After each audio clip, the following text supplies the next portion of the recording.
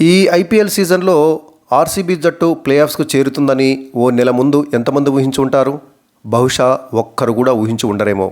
ఆ జట్టు ప్రదర్శన అలాంటిది. మరి 8 మ్యాచ్ల్లో 7 ఓటములతోటి పట్టికలో అట్టడుగున ఉన్న ఆర్సీబీ ఇంకొక ఓటమి చెవి చూస్తే ప్లే ఆఫ్స్ రేస్ నుంచి అధికారికంగా నిష్క్రమించే స్థితిలో నిలిచింది. అప్పుడు అభిమాని సంగతి అటు ఉంచితే మిగతా జట్టు దూసుకుపోతున్న వేళ ఆ జట్టు ఆటగాళ్లు కూడా తమ అవకాశాలపై ఆశాభావంతో ఉండి ఉండరు.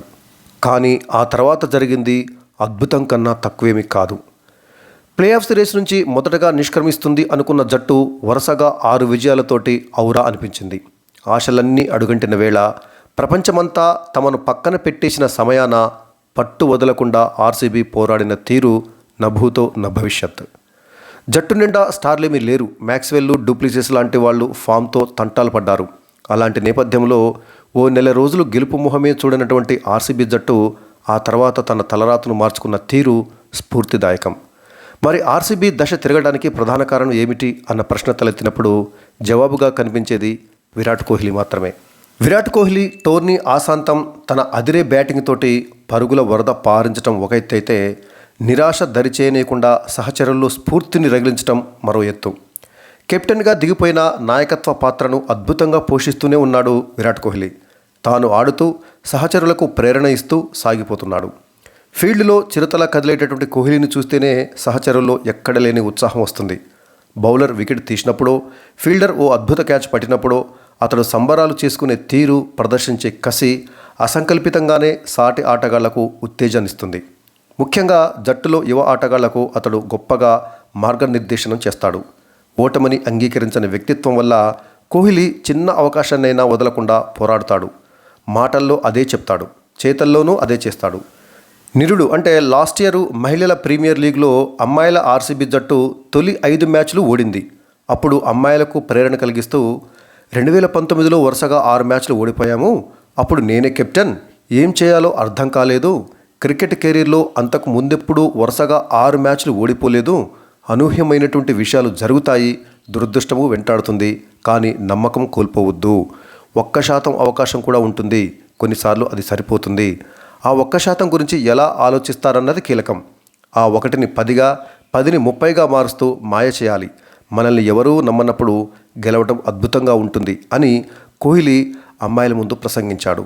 అతని మాటలు మంత్రాల్లా పనిచేశాయేమో. అమ్మాయిల జట్టు వరుసగా తర్వాతి 2 మ్యాచ్లలో గెలిచింది. ఈ సీజన్లో ఏకంగా టైటిల్ని సొంతం చేసుకుంది అమ్మాయిల ఆర్సీబీ జట్టు. ఇప్పుడు ఐపీఎల్లోనూ బెంగళూరు అదే స్ఫూర్తితో ముందుకు సాగుతుంది. ఏప్రిల్ 21న కేకేఆర్ చేతిలో ఓటమితోటి 7వ పరాజయాన్ని ఖాతాలో వేసుకున్నప్పుడు ప్లే ఆఫ్స్ చేరేందుకు ఆర్సీబీకి ఉంది ఒకే 1% మాత్రమే.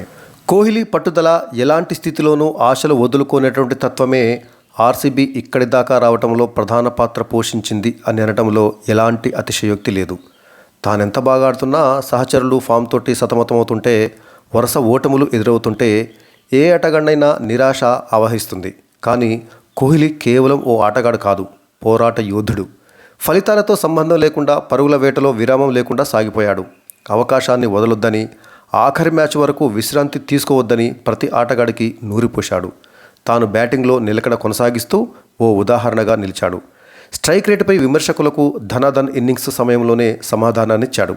సన్ రైజర్స్ పైన 20 బంతుల్లో 42 పరుగులు అంటే 210 స్ట్రైక్ రేట్ తోటి. ఆ తర్వాత గుజరాత్పై 44 బంతుల్లో 70 పరుగులు, పంజాబ్పై 47 బంతుల్లోనే 92 పరుగులు, ఢిల్లీపై 13 బంతుల్లో 27 పరుగులు, చెన్నైపై 29 బంతుల్లో 47 పరుగులు చేసి విమర్శకుల నోళ్లు మూయించాడు విరాట్ కోహ్లీ. కోహ్లీ అంటే అంతే మరి. ఈ సీజన్లో 14 మ్యాచ్లలో 708 పరుగులు చేసిన అతనే అత్యధిక పరుగుల వీరుడు.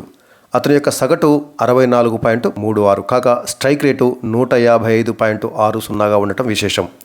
అత్యధిక పరుగుల ఆటగాళ్లలో 2వ స్థానంలో ఉన్నటువంటి రుతురాజ్ గైక్వాడ్కు కోహ్లీకి అంతరం 100 పరుగులకు పైనే.